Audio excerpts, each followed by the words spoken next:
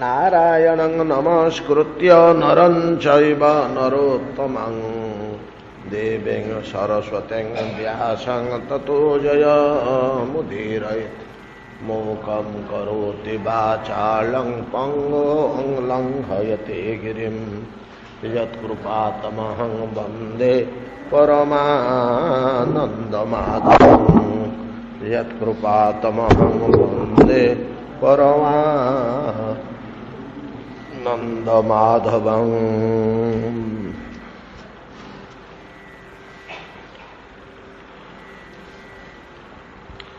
एळोपाख्यानम् अत्रोक्तं तारोपाख्यानमेव च सूर्यवंशानुकथनं ससदाद्यानुगादयः सौकन्याञ्चाथ सर्जाते ककुस्थस्य च धीमतः खट्टाङ्गस्य च मन्धातु सौभरे सगरस्य च रामस्य कौशलेन्द्रस्य चरितं किल्बिषापहं निमेरङ्गपरित्यागो जनकानाञ्च सम्भवः। श्रील सूत गोस्वामी कहते सनकादि मुनिगण श्रवण करंतु अतुलनीय चरित सर्वपाप विध्वंसनकारी कथा श्री राम कथा श्रद्धा और आग्रह श्रवण कीर्तन मात्रे नानाविध दूरित अंतःकरण भितर दूर करी अंतःकरण को सफा निर्मल करे ए कथा महामहिममय राम कथा। चित्रकूट विराजमान कर प्रभु श्री राम अलौकिक शोभामय भूमि चित्रकूट वर्षा ऋतु प्रभु जदियो वर्ष सारा रही किंतु वर्षा ऋतु से प्रवेश करते तार प्रभाव अनुसार ये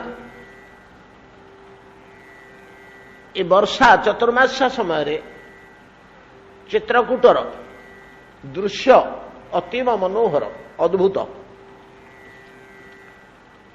वर्षा ऋतु व्यतिरेक अन्य समय तार शोभा टिके म्लान पड़े किंतु वर्षा ऋतु थरे चित्रकूटर दृश्य उपभोग करते प्राय भूली हुए ना। एपरी मनोरम स्थान प्रभुंग विहार भूमि क्षुद्र क्षुब्ध पर्वत सब रही आउ वन जंगल नाही तो पर्वत मालार मध्य देश रे बहु वक्र गति रे मंदाकिनी बही जाउछंती। ये मंदाकिनी के ये मंदाकिनी होछंती आमे जानू मंदाकिनी तो रहिले बद्रीनाथ निकट रे रुद्रप्रयाग रे आसी नहीं मंदाकिनी आसुचंती केदारनाथ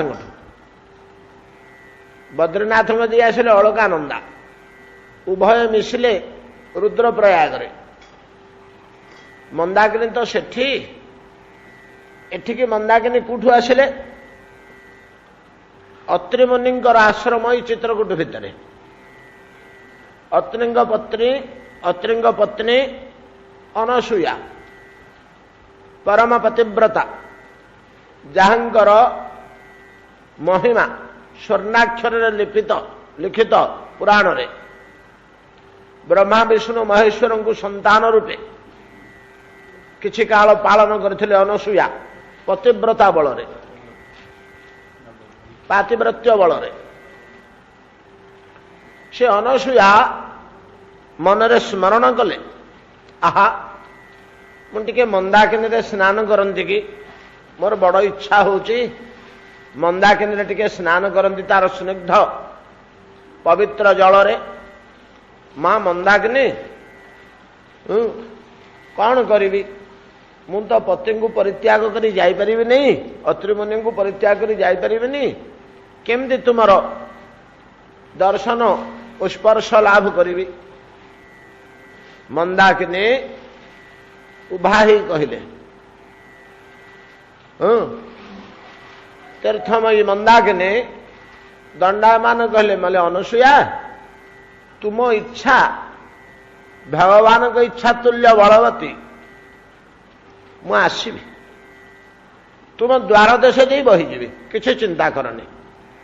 निकटस्थ गोटे पर्वतरू से मंदाकिनी प्रकाश पाई जल रूपे गोटे धारा ही बही गंगारे जाकर पड़ुंट इलाहाबाद पूर्वर बनारस पूर्वर बनारस इलाहाबाद पूर्वर गंगा तो बही जाऊँच से गंगा देहर जा मिसी मंदाकिनी। ए मंदाकिनी वक्रकुटिल गति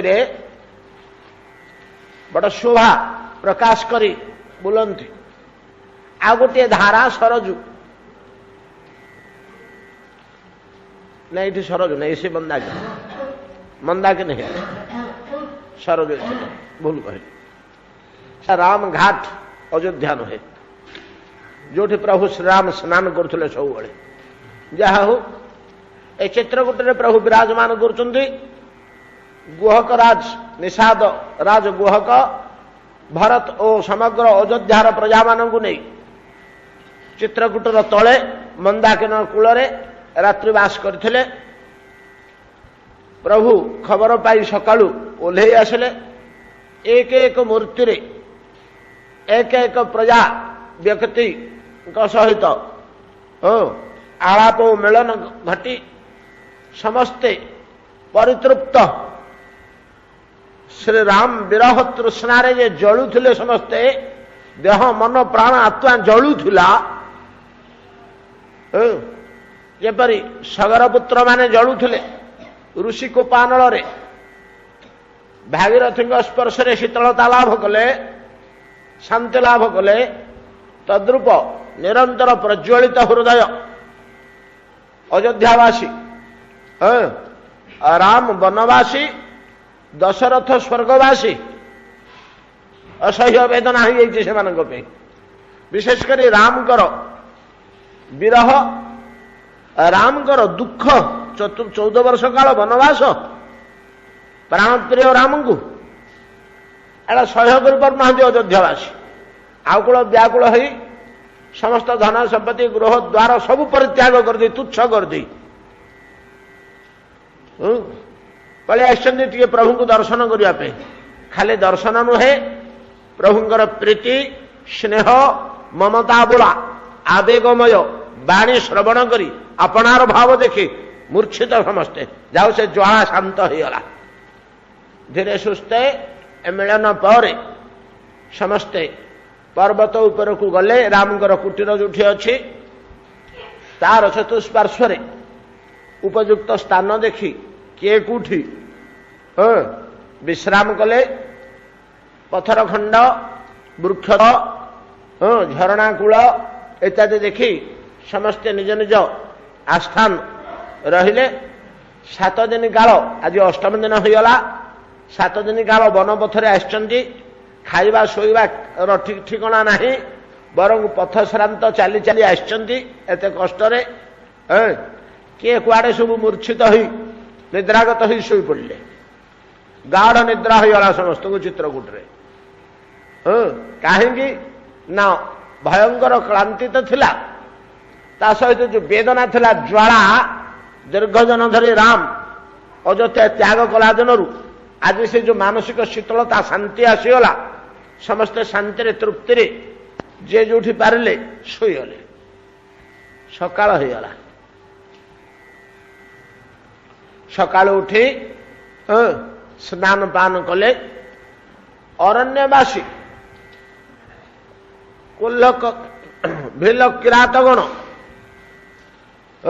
प्रभु राम को तो दर्शन करने को आसती हाथ जोड़ी दूर रही अलौकिक मूर्ति अलौकिक शोभा दर्शन करती प्रभु श्रीराम स्निग्ध दृष्टि से पड़े पुलकित हुंती से मधुर दुईपद कथा सीतांकर आश्वासनामयी स्नेहवाणी श्रवण रे सेमाने जेपरि आत्मविश्रुत हो पड़ते वनवासीगण एवं मन करुले प्रभु आपण आसिक पर्वत रे बास कले आमर सौभाग्य पिता आपण को वन को पठेदेले आमर आम पे बोली आपण कुआड़े जीवेनी ई पर्वत रे रहिबे आमे सबु प्रकार सेवा करिबु जेतेबेले सेमाने देखिले जे प्रभु रामकर प्रजागण आउ भाई बंधु माँ गुरु एमाने समस्ते तांको राज्यरू आछंती कोटि कोटि संख्या रे एमाने अकातर भाव रे अरण्यरू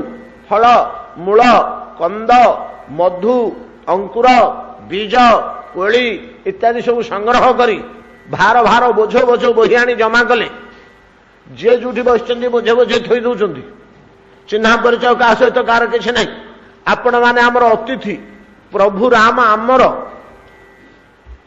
बनर किरातगण अनुभव करुचंदी जे प्रभु राम आमर तुमे आमर बंधु अतिथि राम तुमर ए भावना आसुनी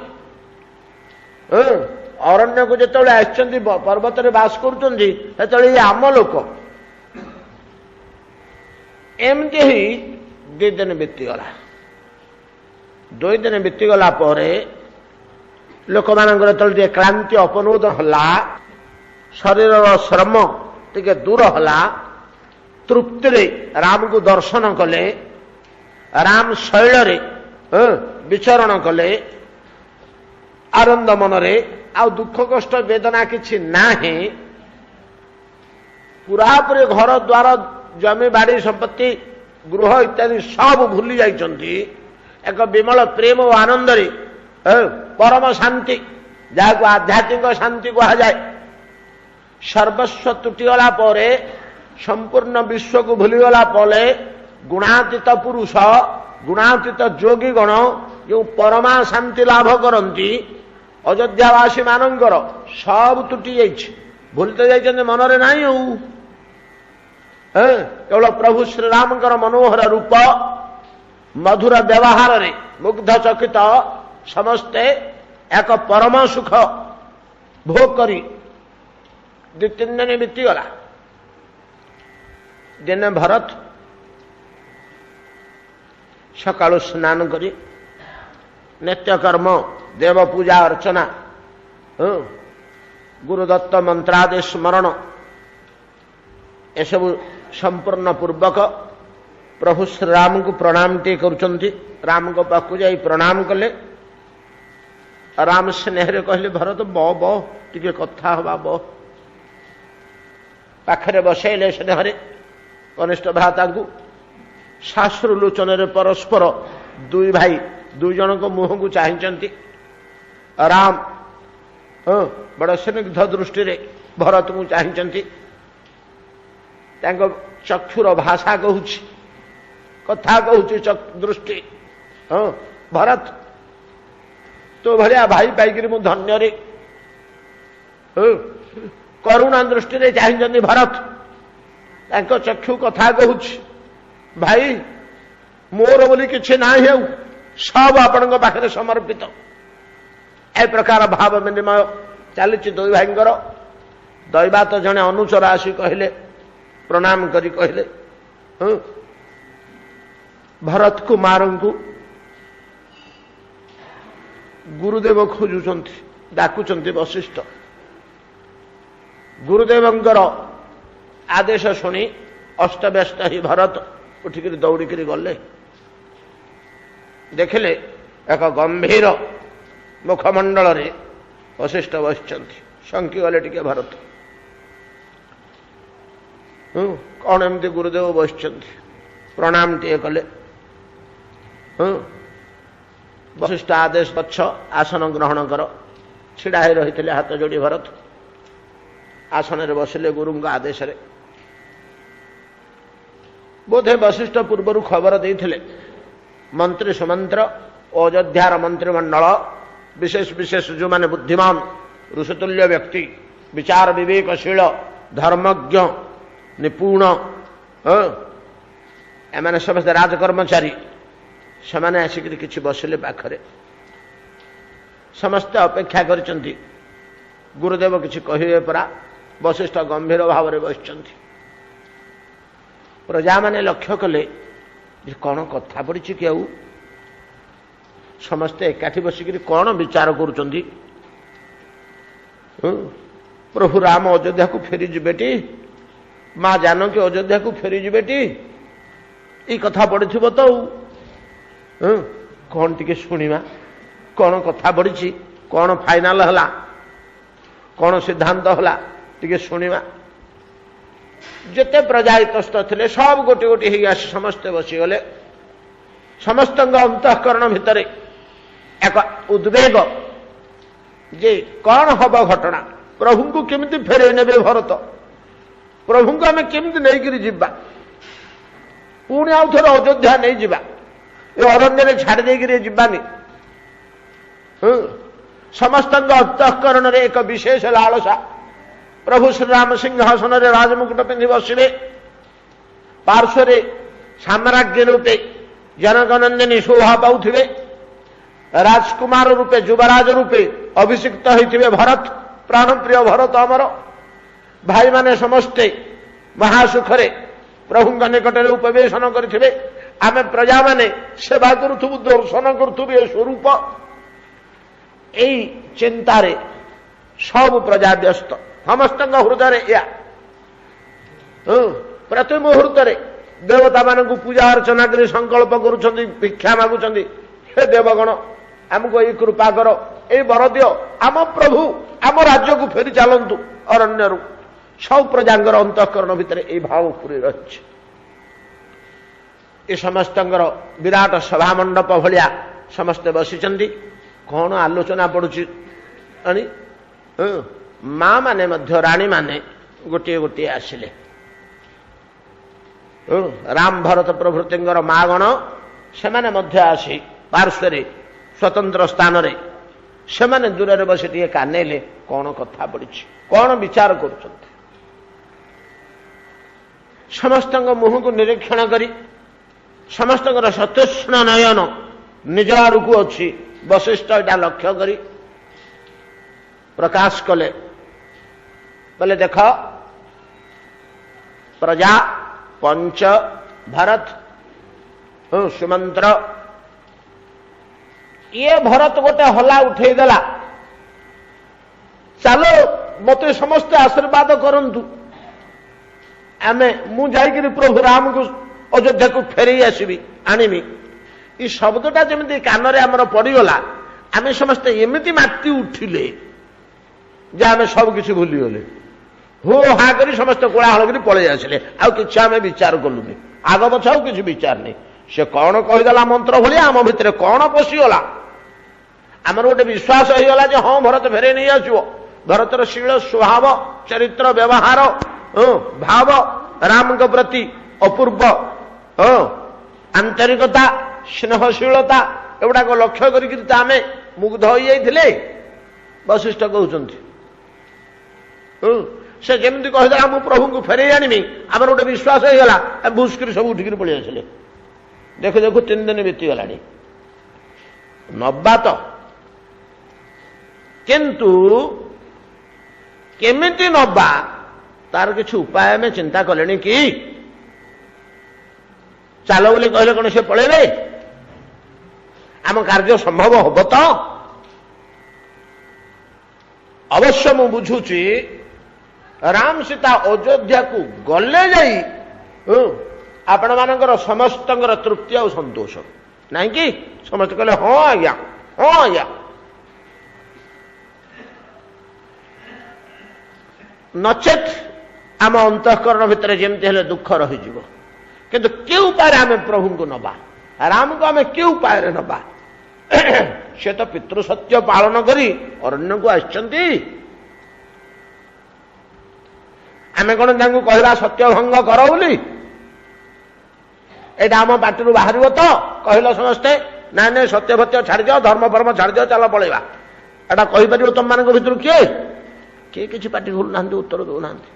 କି ଉପାୟ କଲେ ଆପଣମାନଙ୍କର ସମସ୍ତଙ୍କର ସନ୍ତୋଷ ହବ, राम सीता मध्य अयोध्या को फेरीजे समस्ते विचार करी किछि गोटे सिद्धांत करी समस्त जो सम्मत सी भलिया गोटे कथा कह आज बस बस 3 दिन गलानी आ 5 दिन जीव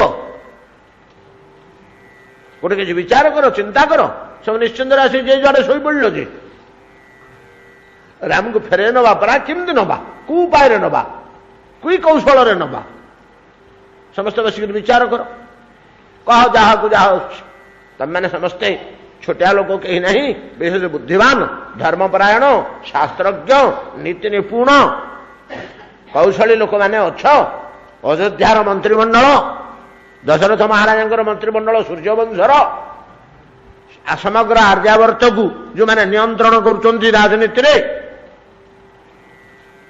किसी गोटे बुद्धि बाहर कर क्या कौन दुष्टि कहल कौन उपाय कले आम कार्य हम सिद्ध सब नीरव हेले क्या पार्टी किसी बाहर सब मुह पोति बसिले क्या किसी रास्ता दुसुनी केमती कहे राम को जे आप सत्यभत्य छाड़ दिंतु से पिता नरक को जातु बोधे चलतु आम पलैया शुणे से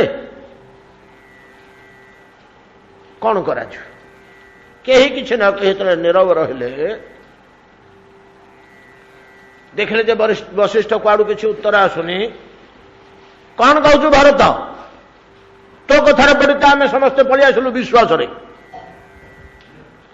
तू कहलु जे मु राम को फेरे आनिमी आम कि बुलुनी सी मंत्र बत से बाणी तोर आम समस्त भासीगलु से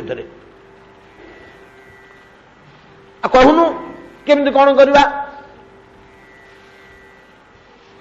भरत संगे संगे पाद तले प्रणाम टे कले वशिष्ठंकर हाथ जोड़िक छेरा हेले ओहो मोर दुर्दशा मते बोधे जीवन सारा छाड़बनी गुरुदेव ए विश्वटा जहां हाथ में क्रीड़ाभूमि क्रीडनक खेलना ये विश्वटी जहां हाथ में खेलना तुल्य ब्रह्मा यदि किछि विधान करिथिबे पुत्र भाव ये अधिकार अच्छी पिता को कही विधिर विधान को मध्य से उल्टा कर दे पारे ये शक्ति अच्छी गुरुदेवंकर मु बुझी मोर गुरुदेव वशिष्ठंकर ये शक्ति अच्छी विधिर विधान को उल्टा कर दे पारे धर्मर गति को कर्मर गति को परिवर्तन कर दे पारे नरक को स्वर्ग रे परिणत कर दे पारे स्वर्ग को नरक रे परिणत कर दे पारे ये भलिया शक्तिशाली ऋषि प्रवर जहांकर साधन शक्ति सिद्धि शक्ति भगवत कृपा शक्ति अमाप अनंत से भलिया गुरुदेव मते उपाय पचारुचंती से तो जहा इच्छा ता करि परिबे से तो जहा इच्छा ता करि परिबे से सिना निजे उपाय बतेबे आदेश देवे आमको अरे पिले एटा को एमती कर जा आम हाथ जोड़िक कृतकृत्य होई गुरुदेवंकर आज्ञा बोली पालन कर जीवु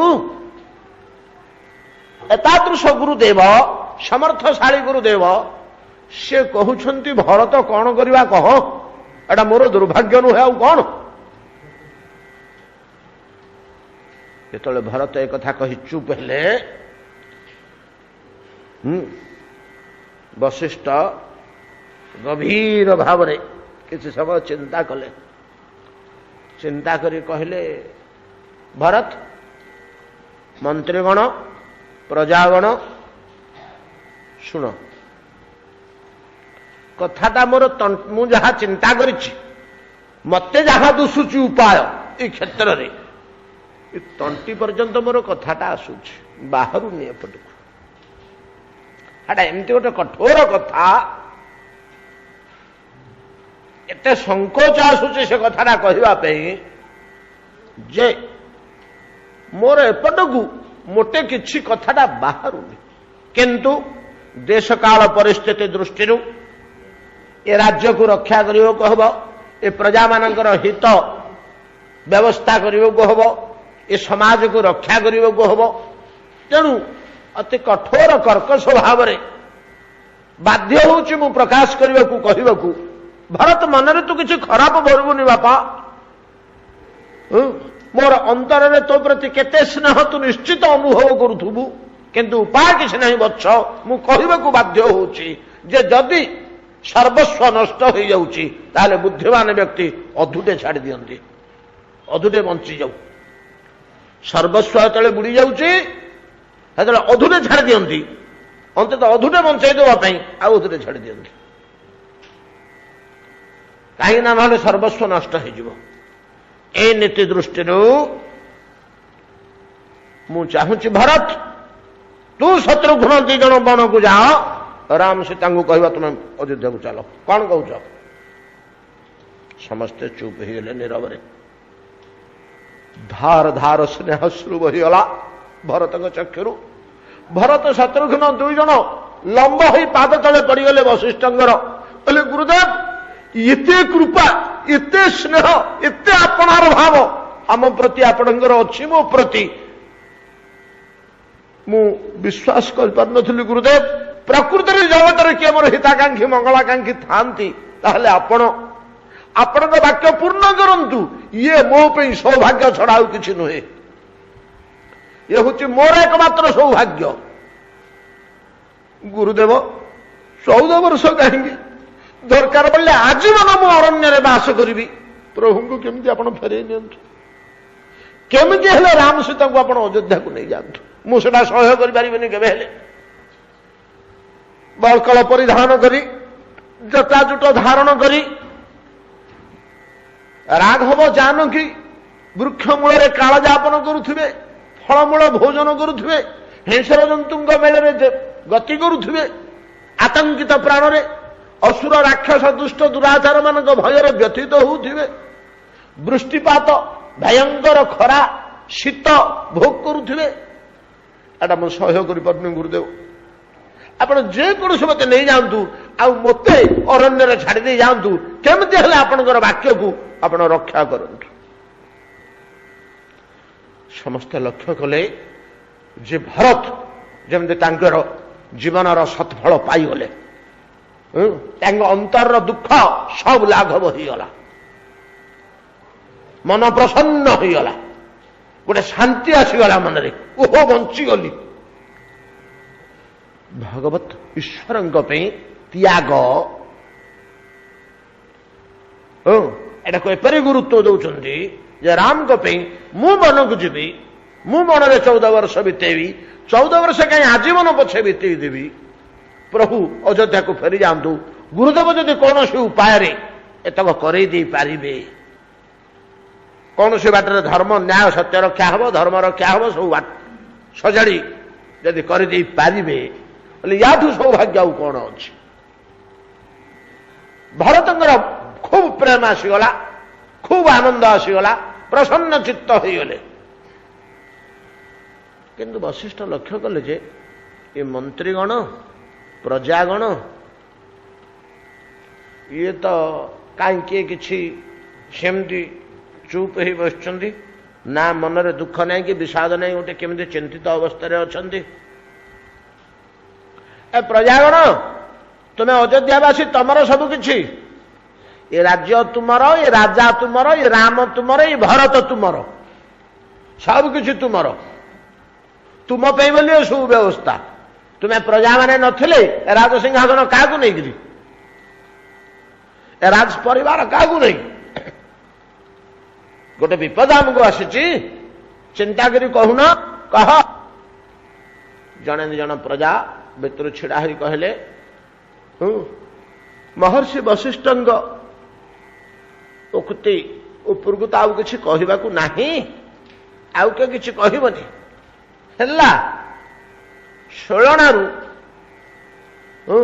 10 ଲାଭ ହେଲା, ପ୍ରଭୁ ଫେରିଯିବେ, କିନ୍ତୁ 6 ତ କ୍ଷତି ହଉଛି, ଭରତକୁ ତ ଅରଣ୍ୟକୁ ଯିବାକୁ ପଡ଼ିଲା, ଏଟା ଆମେ ସହ୍ୟ କରିପାରୁନୁ ଗୁରୁଦେବ।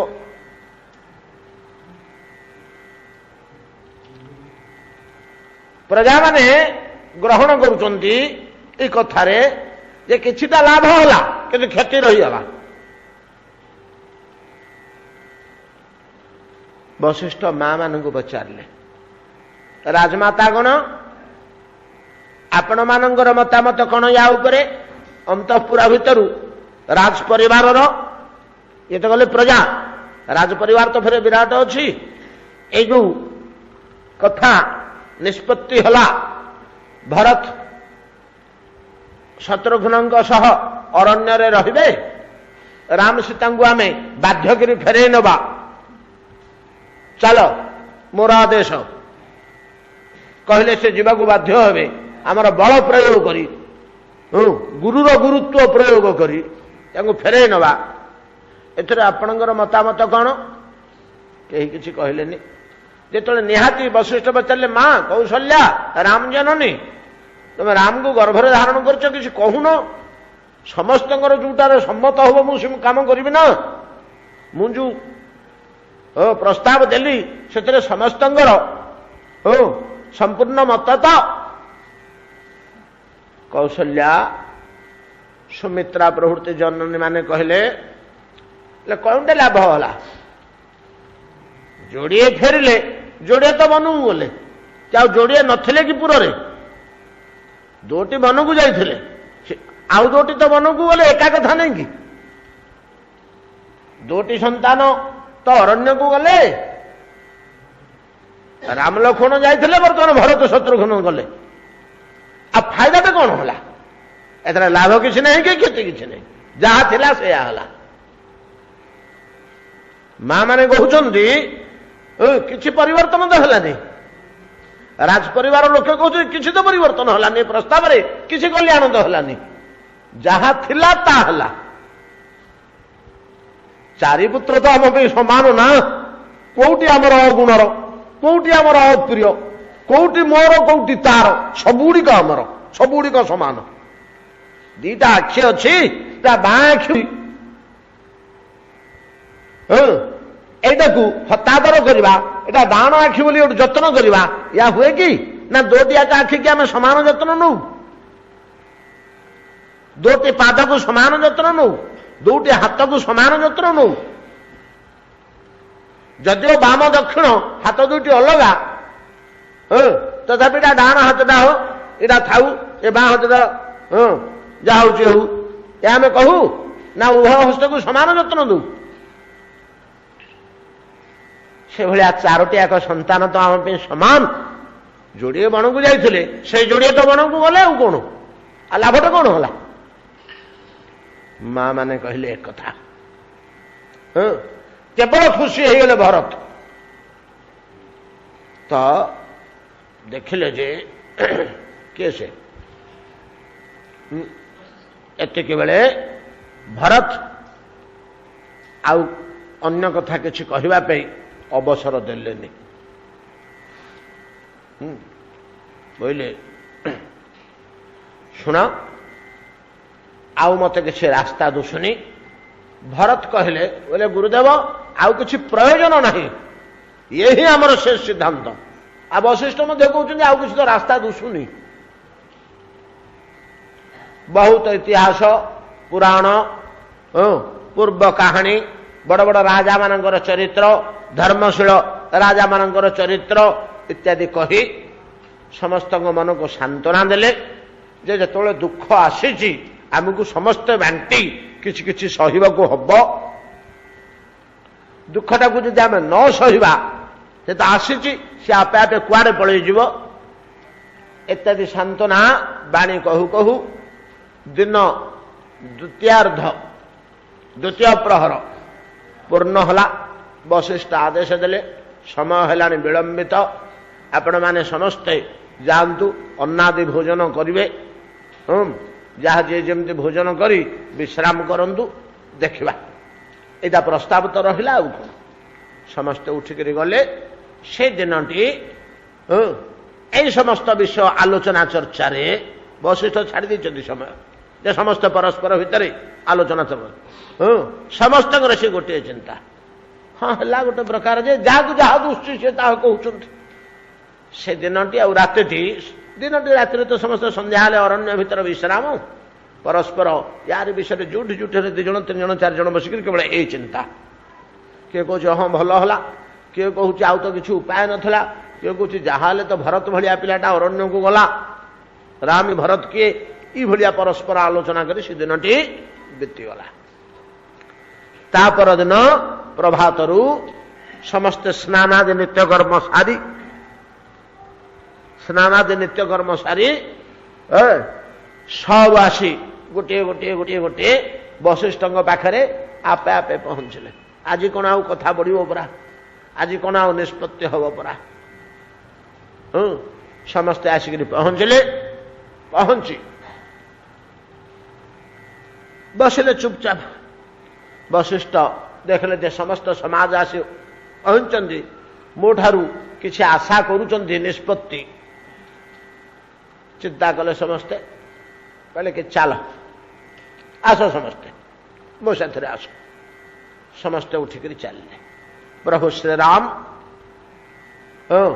जो गुहक निर्मित माटीर मंडप उपरे दि चार जन मुनि ऋषि चित्रकूटर मुनि ऋषि सह बसी विभिन्न कथा आलाप आलोचना करुछंती सेठी जाई वशिष्ठ पहुंचले जेमती देखिले वशिष्ठ आसुचंती निज आड़कू प्रभु श्रीराम उत्कंठार सह आसन त्याग करी दौड़ी गले आगकू पाद तले प्रणाम पूर्वक अभिनंदन करी गुरुदेव को आनिले समयोचित स्थानोचित पर्वत एटा तो राज परिवार नुहे जे रत्न सिंहासन नहीं थोदेवे गुरुदेव सुंदर कोमल किशलय कुसुम निर्मित आसन रे उपवेशन करने अनुरोध कले गुरुदेव वशिष्ठ उपवेशन करते गोटे कौल पत्रर तैयारी बेंचणार गुरुदेव को बेंचा लगे प्रभु श्रीराम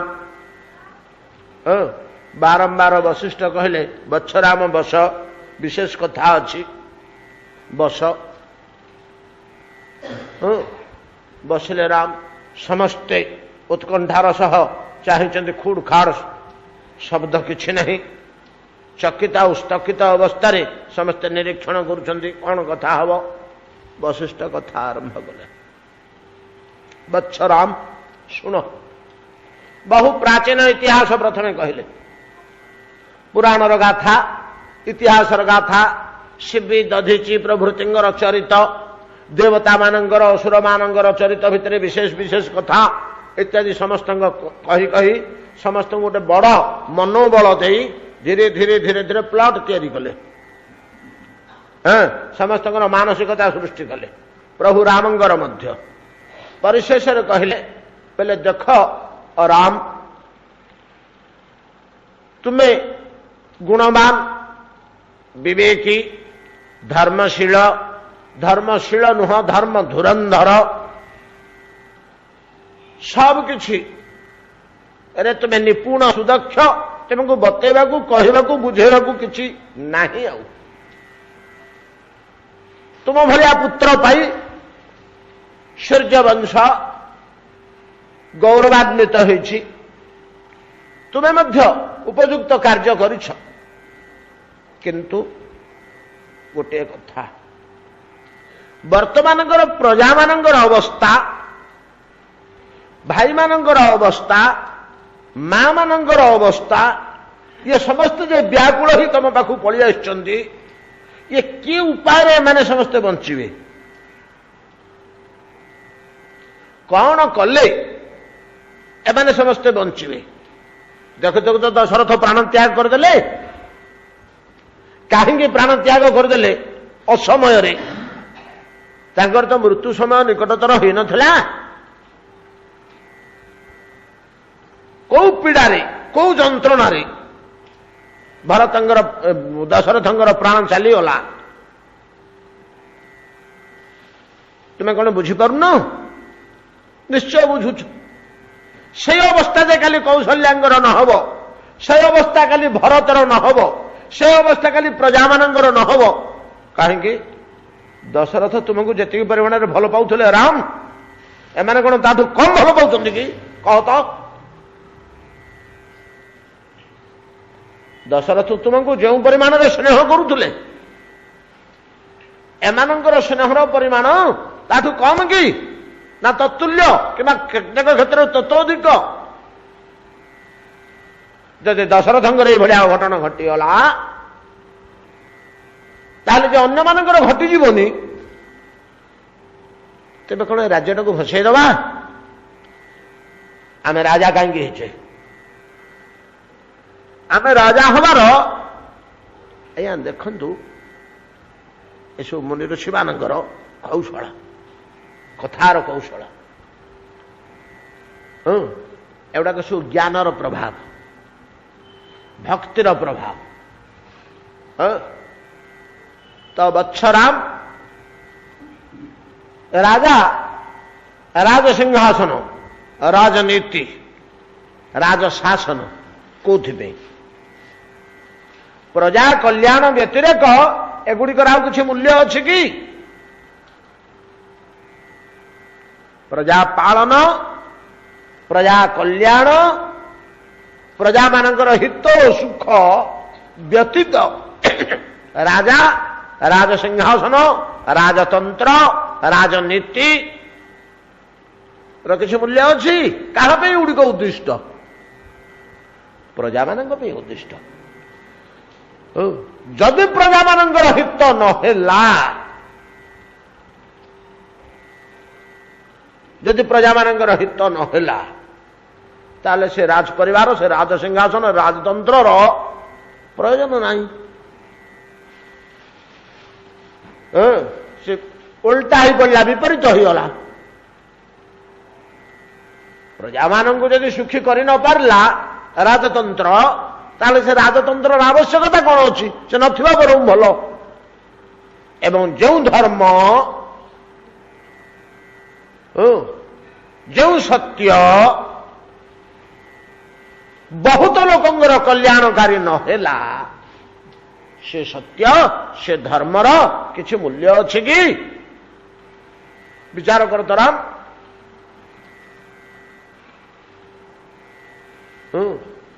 ସତ୍ୟସ୍ୟ ବଚନଂ ଶ୍ରେୟଂ ସତ୍ୟାଦପି ହିତଂ ବଦେତ୍ ଯଦ୍ ଭୂତଂ ହିତଂ ଅତ୍ୟନ୍ତଂ ଏତତ୍ ସତ୍ୟଂ ମତଂ ମମ।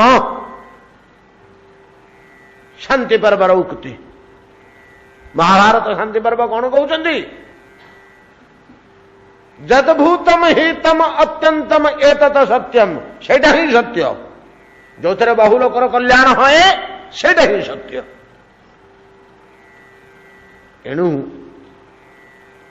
ଆମେ କଣ କରିବା, କଣ କଲେ ଆମର ଏ ସମସ୍ତ ଧର୍ମ, ନ୍ୟାୟ, ରାଜତ୍ୱ ସମୟୋଚିତ ଭାବରେ ଠିକ ନିର୍ବାହ ହବ? କଣ କରିବା କହ? କଣ କରିବା ଆମର ଏଠି ଉଚିତ? କିଏ ସେ କହିଲେ? ବଶିଷ୍ଠ। ବୁଝୁଛନ୍ତି ତ କଥା ଗୁଡ଼ିକ? ଯେତେବେଳେ ବଶିଷ୍ଠ ଏ ସମସ୍ତ ଉକ୍ତି ସ୍ଥାପନ କଲେ,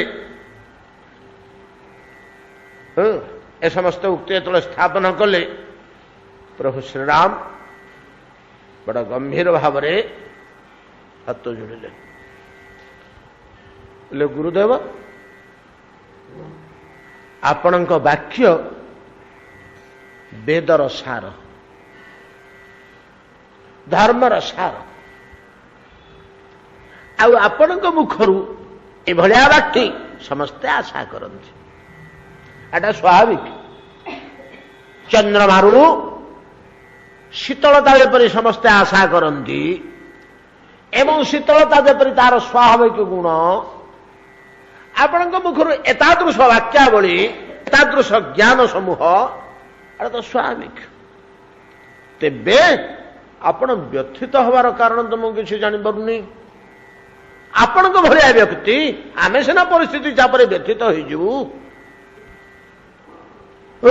ଯିଏ ଭଗବାନଙ୍କୁ ଇଚ୍ଛା କଲେ ଖେଳନା ରୂପେ ହାତରେ ଖେଳେଇ ପାରିବେ, ଆପଣ କାହିଁକି ବ୍ୟଥିତ ହଉଛନ୍ତି? ଆପଣଙ୍କର ତ ଗୋଟିଏ ମାତ୍ର କାର୍ଯ୍ୟ, ଯାହାକୁ ଯାହା ଆଦେଶ ଦେବେ ସେ ତ ତା ପାଳନ କରିବ। ଆପଣ ତ ସିଧାସଳଖ କହିଲେ, ରାମ ଏହା କର, ଭରତ ତୁ ଏହା କର, ଲକ୍ଷ୍ମଣ ତୁ ଏହା କର, ସୁମନ୍ତ୍ର ତୁମେ ଏହା କର। ଆପଣଙ୍କ ଆଦେଶକୁ କିଏ ସେ ନ ମାନିବ? କିଏ ସେ ନ ମାନିବ? ମୁଁ ମାନିବିନି। ଆପଣଙ୍କର ବିଶ୍ୱାସ ହଉଛି? ଭାରତ ମାନିବନି ଆପଣଙ୍କ ଆଦେଶ? ସୁମନ୍ତ୍ର ମାନିବନି ଆପଣଙ୍କ ଆଦେଶ? ଗୁରୁଦେବ ଆପଣଙ୍କ ଆଦେଶକୁ କିଏ ନ ମାନିବ? ଆପଣ ତ ସିଧାସଳଖ କହିଦେବେ ଯେ ରାମ ତୁ ୟା କର, ଭରତ ତୁମେ ୟା କର, ସୁମେନ୍ଦ୍ର ତୁମେ ୟା କର। ଆମେ ଗୁରୁଦେବଙ୍କର ଆଦେଶ ବୋଲି ତାକୁ ତ ଅକ୍ଷର ଅକ୍ଷର ପାଳନ କରିଯିବୁ। ଆଉ ଆପଣଙ୍କ ହାତରେ ତ ସବୁ କଥା, ଆପଣ ଯାହାକୁ ଯାହା ଆଦେଶ ଦେବେ ତ ସିଏ ପାଳନ କରିବେ। ଆପଣ ବ୍ୟଥିତ କାହିଁ ହେଉଛନ୍ତି, ଚିନ୍ତିତ କାହିଁ ହେଉଛନ୍ତି? ଯେତେବେଳେ ଏଇ କଥା କହୁଛନ୍ତି କିଏ ସେ? ପ୍ରଭୁ ଶ୍ରୀରାମ କହିଲେ, ବଶିଷ୍ଠ କହିଲେ ରାମ ମୁଁ ଆଦେଶ ଦେଇଦିଅନ୍ତି ଯେ ୟା କର କି ତା କର ବୋଲି କହିଦିଅନ୍ତି, କିନ୍ତୁ ବର୍ତ୍ତମାନ ମୋର ଗୋଟେ ଅସୁବିଧା ହେଇଛି। ମୁଁ ନିରପେକ୍ଷ କଥା କହିପାରିବିନି। ଏସବୁ କ୍ଷେତ୍ରରେ ସମ୍ପୂର୍ଣ୍ଣ ନିରପେକ୍ଷ ନହେଲେ ତୁଳନାତ୍ମକ ଭାବରେ ଧର୍ମ ଠିକ ଥିବ, ନ୍ୟାୟ ଠିକ ଥିବ, ନୀତି ଠିକ ଥିବ, ସମସ୍ତଙ୍କର କଲ୍ୟାଣ ହେଉଥିବ, ଶାସ୍ତ୍ର ଗର୍ହିତ ହବନି, ବେଦ ସମ୍ମତ ହେଉଥିବ, ଭବିଷ୍ୟତରେ ସମସ୍ତେ ସାଧୁ ବୋଲି ମାନୁଥିବେ ଚିରକାଳ ପାଇଁ, ଏମିତି ଚାରିଆଡ଼କୁ ନଜର ରଖିକିରି ପରିସ୍ଥିତିରେ କହିବାକୁ ହବ। ସେଇ ଅବସ୍ଥାଟା ମୋର ଏଇକ୍ଷଣି ନାହିଁ। କଣ କହିବି? ରାମ ସତ କଥା କହୁଛି ବତ୍ସ, ଇଏ ଭରତଟାର ଏପରି ଭକ୍ତି, ଏପରି ଚରିତ୍ର, ଏପରି ସ୍ୱଭାବ, ଏଭଳି ବିନୟ, ଏଭଳି ଜ୍ଞାନ ନିଷ୍ଠତା ମୋ ହୃଦୟଟାକୁ ଜୟ କରି ନେଇଛି। ମୁଁ ବର୍ତ୍ତମାନ ତା ଆଡ଼କୁ ଟିକେ ଢଳି ପଡ଼ିଛି।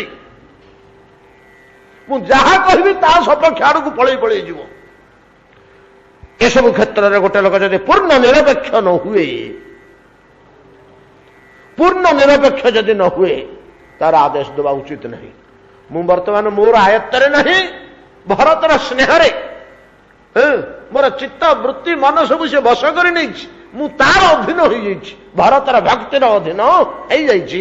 ତାପରେ ଗୋଟେ ବିମଳ ବିପୁଳ ସ୍ନେହ ମୋର ଜାତ ହେଇଯାଇଛି। ମୁଁ ଯାହା କହିବି ତା ସପକ୍ଷ ହୋଇଯାଇପାରେ। ଜଣେ ଲୋକ ନିରପେକ୍ଷ ନହେଲେ ସେ ନ୍ୟାୟ ବିଚାର ଦେଇପାରିବେନି। ତାଙ୍କର ଯଦି ଗୋଟେ ପକ୍ଷ ପ୍ରତି ରହିଗଲା ଅନ୍ତରରେ ପ୍ରୀତିଭାବ, ତ ତାଙ୍କର ଯେତେ ଗୁଡ଼ାକ ସିଦ୍ଧାନ୍ତ ଟିକେ ସିଆଡ଼କୁ ଟାଣିଲା ଭଳିଆ ହେଇଯିବ ତ। ତେଣୁ ଯେହେତୁ ମୁଁ ବର୍ତ୍ତମାନ ଭରତର ବଶ, ଭରତ ପ୍ରତି ମୁଁ ଢଳି ପଡ଼ିଛି, ମୋର ମନୋବୃତ୍ତି ତାର ଅଧୀନ ହେଇଯାଇଛି, ମୋର ଚିତ୍ତବୃତ୍ତି ତା ପ୍ରତି ଗୋଟେ ବିପୁଳ ସ୍ନେହ ଜାତ ହେଇଯାଇଛି, ତାର ଭକ୍ତିରେ ମୁଁ ଅଭିଭୂତ ହେଇଯାଇଛି। ମୋର ନିଜ ଉପରେ ନିଜର ମୋର ଆୟତ୍ତ ନାହିଁ କି ସ୍ୱାତନ୍ତ୍ର୍ୟ ନାହିଁ। ମତେ ଭୟ ହଉଛି କାଳେ ମୋ କଥାଟା ସଠିକ ନ ହେଇପାରେ, ତେଣୁ ମୁଁ କିଛି ଆଦେଶ ଦେଇପାରୁନି। ରାମ ଉଠି ବଳିଲେ ସାଙ୍ଗେ ସାଙ୍ଗେ କୁଣ୍ଢେଇ ପକେଇଲେ, ଭରତ ତୋ ଭଳିଆ ଭାଇ ପାଇକିରି ମୁଁ ଧନ୍ୟ। ଏଭଳିଆ ଗୋଟେ ଭାଇ ପାଇକିରି ମୁଁ ଧନ୍ୟ, ଯା ଉପରେ ଗୁରୁଦେବ ଏତେ ସନ୍ତୁଷ୍ଟ ଯେ ତାଙ୍କର ଚିତ୍ତକୁ ତୁ ଅପହରଣ କରି ନେଇଛୁ। ସେ ନିଜର ସ୍ୱାତନ୍ତ୍ର୍ୟ ସ୍ଥିତିରେ ବଶିଷ୍ଠଙ୍କ ଭଳିଆ ଲୋକ ରହିପାରୁନାହାନ୍ତି। ଏ ପ୍ରକାର ସ୍ୱଭାବ, ଏ ପ୍ରକାର ଚରିତ୍ର, ଏଭଳିଆ ଆଚରଣ, ଏଭଳିଆ ନମ୍ରତା, ଏଭଳିଆ ଭକ୍ତି ତୋର, ଇଏ ଆମ କୂଳ ପାଇଁ ଗୌରବ, ପରମ ଗୌରବ। ଭରତ, ଗୁରୁଦେବ ତ କଣ କହିଲେ ଶୁଣିଲୁ। ବର୍ତ୍ତମାନ ମୁଁ ଗୋଟିଏ କଥା କହୁଛି, ଏ ସଭାସଦ ଶୁଣ ସମସ୍ତେ ପ୍ରଜାମାନେ। ଗୁରୁଦେବ କଣ କହିଲେ ସମସ୍ତେ ଶୁଣିଲ। ଭାରତ ପ୍ରତି କି ପ୍ରକାର ଭାବ ଗୁରୁଦେବଙ୍କର ଅଛି। ସେ ନିଜେ ବିକ୍ରି ହେଇଯାଇଛନ୍ତି ଗୁରୁ ହେଇ ଶିଷ୍ୟ ପାଖରେ, ଶିଷ୍ୟର ଗୁଣରେ ମୁଗ୍ଧ ହେଇ ନିଜର ସ୍ୱାତନ୍ତ୍ର୍ୟ ହରେଇ ବସିଛନ୍ତି। ଏଇଭଳିଆ ଏ ଭାଇ, ଏଇଭଳିଆ ଚରିତ୍ରରେ ଭରତ। ତମମାନଙ୍କର ଏ କଥାଟାକୁ ତମେ ସତ୍ୟ କରୁଛ ନା? ହଁ ସତ୍ୟ, ସତ୍ୟ। ଆମ ସମସ୍ତଙ୍କ ହୃଦୟ କରି ନେଇଛନ୍ତି ଭରତ। ଭରତଙ୍କ ଭକ୍ତି, ଭରତଙ୍କ ନମ୍ରତା, ଭରତଙ୍କ ଶାଳୀନତା, ଭରତଙ୍କର ଭାବ ଖାଲି ବଶିଷ୍ଠ ଗୁରୁ ନୁହନ୍ତି, ସମଗ୍ର ଆମେ ଅଯୋଧ୍ୟାବାସୀ ଆମ ହୃଦୟକୁ ଭରତ କିଣି ନେଇଛନ୍ତି। ପ୍ରଭୁ ଯଦି ଏହା ଠିକ, ताहले वर्तमान गोटे कथा कहूँ भरत उपर छाड़ दि जाऊ। भरत तू आज निर्णय कर निश्चित करी जहाँ कहबू आम समस्ते से पालन करूँ समस्ते आम से करूँ मु भी करी जेहेतु गुरुदेवंकर एति संतोष तो उपरे स्वयं भगवान हेले मध्य स्वयं भगवान हेले मध्य तोर कथा पालन करने को बाध्य तेणु किछि विचार न करी तू वर्तमान जो कथा कहबू से स्पष्ट करी कह किछि भय करना समस्ते आम से कथा पालन करिया मु भी निश्चित भाव करी मानवी कह तो तू सांगे सांगे वशिष्ठ कहले लेकिन बच्चा भारत देख प्रभु वर्तमान अनुकूल अच्छा मोर आशीर्वाद अच्छी तोर अंतर कथा खोलिक कहीदे बाप तोर अंतर जहाँ अच्छी खोलिक कहीदे आउ ये समय पाइबानी जहाँ तोर अच्छे निष्कपट भाव तोर प्राण प्रिय भ्राता आगे तोर अंतर भावना अंतर इच्छा व्यक्त करदे। भारत इनका शरीर कंपिबा लगिला ईश्वर आसिक मोर मस्तक उपर शेषक बढ़ला मु निष्पत्ति देवी ताकू गुरुदेव पालिबे प्रजा माने पालिबे मंत्री सुमंत्र पालिबे शेषक प्रभु श्रीराम पालिबे। हौ एने वशिष्ठ कहते कह भय करना किच्छ भय करना प्रभुंकर यथेष्ट कृपा तो प्रति अच्छी गिणी किच्छ भय करना किच्छ असुविधा नहीं कह तोर अंतर वाणी। भरत दंडायमान हेले कंपित कंठरे करजोड़ पूर्वक समस्त गुरुदेव को प्रणिपात कले राम सीता चरण में प्रणिपात कले जय राम श्याराम की जय श्याराम की जय उच्चारण करी केवल चक्षुर आखिरे राम और सीता दुष्चंदी किछि कहवा पे